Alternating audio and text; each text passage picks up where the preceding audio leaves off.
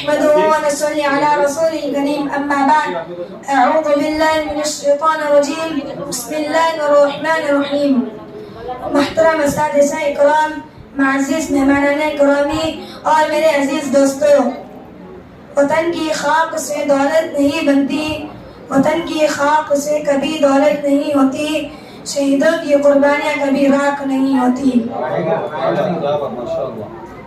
وطن صرف زمین کے ٹکڑے کا نام نہیں ہے، وطن صرف زمین کے ٹکڑے کا نام نہیں ہے، وطن وہ احساس ہے جس سے ہماری پہچان جڑی ہوتی ہے۔ 15 اگست ہمیں ایسے وطن کی آزادی اور اس کی حفاظت کا پیغام دیتا ہے۔ محترم سامعین، ہمارے بزرگوں نے آزادی کے لیے بڑی بڑی قربانیاں دی ہیں۔ انہوں نے ہمیں ایسا ملک دیا جہاں ہم اپنی مرضی سے تعلیم حاصل کر سکتے ہیں، اپنے خیالات کا اظہار کر سکتے ہیں، امن کے ساتھ زندگی گزار سکتے ہیں۔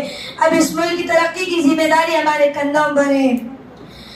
میرے عزیز دوستو، ہم تعلیم علم ہے مگر ہمارا کردار چھوٹا نہیں، ہم تعلیم علم ہے مگر ہمارا کردار چھوٹا نہیں۔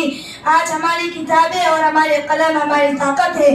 اگر ہم علم حاصل کریں، محنت کریں، سچ بولیں اور اپنے کردار کو مضبوط بنائیں، کل کے دن ہم اپنے وطن کا روشن مستقبل بن سکتے ہیں۔ آئیے آج ہم عہد کریں گے کہ ہم اپنے ہندوستان کی عزت کریں گے، اپنے ہندوستان کے اتحاد کو مضبوط کریں گے اور اپنی محنت سے اس کا نام روشن کریں گے۔ یہ وطن امانت ہے شہیدوں کے لیے، یہ وطن امانت ہے شہیدوں کے لہو کی، اس کی حفاظت کرنا ذمہ داری ہم سب کی۔ میں اپنی بات کو ختم کرتا ہوں شعر کے ساتھ۔ آزادی کی خوشبو سے مہکے چمن ہمارا، آزادی کی خوشبو سے مہکے چمن ہمارا، ترقی کی راہ ہر قدم وہ ہمارا، وطن کی شان کے لیے کام کریں گے، ہندوستان رہے ہمیشہ سلامت ہمارا۔ جزاک اللہ خیر۔ السلام علیکم ورحمۃ اللہ وبرکاتہ۔